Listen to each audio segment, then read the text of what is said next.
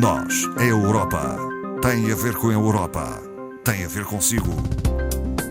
À sexta, uma reflexão sobre a atualidade europeia. Esta tarde está connosco Marco Teles, geógrafo, colaborador do Europe Direct Madeira. Boa tarde, Marco Teles. Boa tarde, Marta. Vamos começar por falar do Summer Camp, relembrar que está na última semana para os interessados se candidatarem. Exatamente, é o relembrar, porque nós já tivemos a oportunidade de falar aqui na Antena 1, no Nós Europa, sobre o Summer Camp 2026, mas de facto, sendo a última semana, e não sabendo se de facto há inscrições ou não da região, de estudantes aqui da região, acho que seria interessante relembrar que estamos a falar de uma atividade que é dirigida a estudantes do ensino superior, que estejam comprovadamente matriculados neste ano letivo numa qualquer instituição de ensino superior da União Europeia e, portanto, volto a relembrar que não é relevante o tema ou não é relevante o curso que a pessoa esteja a frequentar, tenha que sim ter interesse pelas temáticas europeias, ter uma idade compreendida entre os 18 e os 30 anos de idade à data do início desta atividade, que é, portanto, que são os dias 26 a 29 de agosto, em Portugal continental, e eu digo continental porque até poderia ser Portugal insular, sim. Poderia ser na Madeira, creio que nos Açores menos não, porque já aconteceu, exato, e nos Açores já aconteceu uma vez, já houve o Summer Camp nos Açores, entretanto na Madeira nunca houve, portanto não sei, mas esse local onde irá decorrer esta atividade será anunciada brevemente, mas também não é relevante na medida em que um dos aspectos bons desta atividade é que não tem custos para o participante, ou seja, é a representação da Comissão Europeia que assume os encargos do alojamento, das refeições, das deslocações e, portanto, seria muito interessante que tivéssemos jovens académicos da região autónoma da Madeira, porque também, como normalmente nestes eventos são discutidas as questões europeias e aqui será muito importante discutir também a matéria da ultraperiferia, termos representantes da região, obviamente traz aqui um valor acrescentado ao próprio evento. O Summer Camp, a Escola de Verão da Comissão Europeia, realiza-se em agosto e candidatem-se, é isso? É isso, esperemos que sim, porque normalmente tem havido sempre candidatos da região. Creio que em todas as edições teremos um representante insular ou dos Açores ou da Madeira. Conheço alguns dos que participaram ao nível da região da Madeira, mas enfim, este ano não sabemos e, portanto, seria muito interessante. Falta uma semana, o formulário é muito simples, está na página da representação da Comissão Europeia, basta acompanhar o CV em formato Europass e um pequeno vídeo de motivação a explicar porque é que essa pessoa quer participar no Summer Camp. Portanto, é algo que se faz muito rapidamente. A Comissão Europeia propôs medidas para proteger os europeus da crise energética e acelerar a transição para energias limpas autóctones. Enfim, estamos confrontados com uma crise energética, com o preço dos combustíveis e da energia. E sentimos bem na pele, não é? Subir.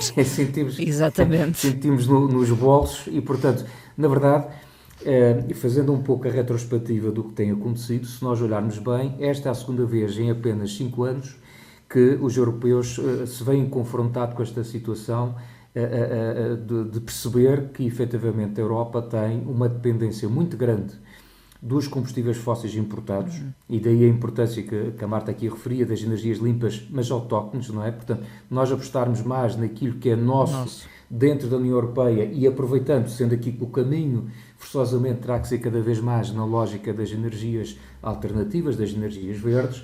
Mas, de facto, eu dizia, esta é a segunda vez. A primeira, quando surgiu a situação da invasão da Ucrânia por parte da Rússia, e agora, enfim, sendo que esse primeiro problema ainda está longe de estar resolvido, temos agora este conflito no Médio Oriente que vem, efetivamente, demonstrar uma vez mais que a Europa tem, de facto, um longo caminho pela frente, um trabalho que tem que ser feito.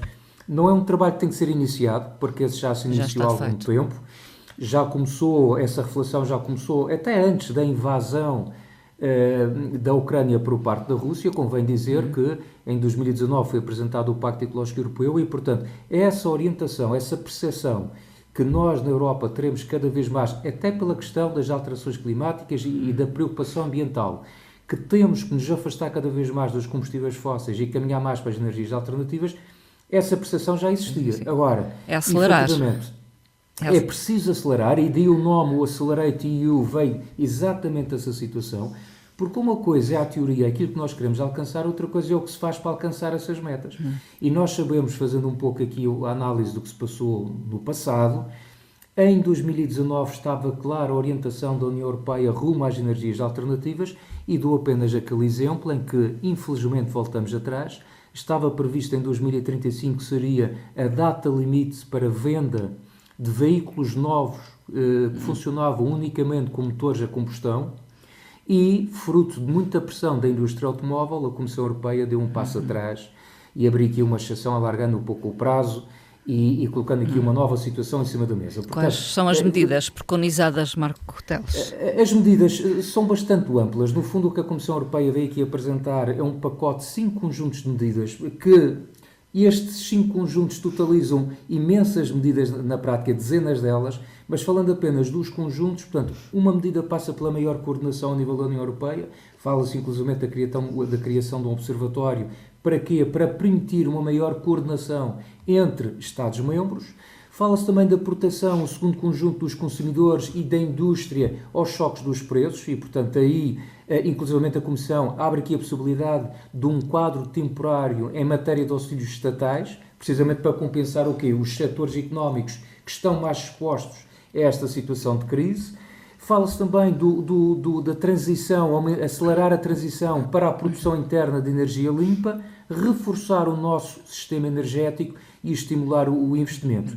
Em termos de medidas práticas, Marta, voltou a estar em cima da mesa, por exemplo, a Comissão deu algumas propostas, algumas sugestões, uma voltou atrás, que era a obrigatoriedade de um dia em regime de teletrabalho, sim, precisamente para compensar os gastos energéticos. Essa medida deixaram cair, pelos vistos não foi do agrado de todos os Estados-membros, mas, por exemplo, voltou-se a falar da necessidade de haver incentivos à aquisição de veículos elétricos, e eu vou só aqui abrir um parênteses. Acho muito bem, porque continuam a haver pessoas que não percebem que o caminho tem que ser forçosamente pela eletrificação, e não é por uma questão de estarmos numa situação de crise devido a um conflito no Médio Oriente, é também pela questão ambiental. Sim. Portanto, não se pode pensar só nisto pela lógica de responder a um problema de crise, é pela lógica ambiental.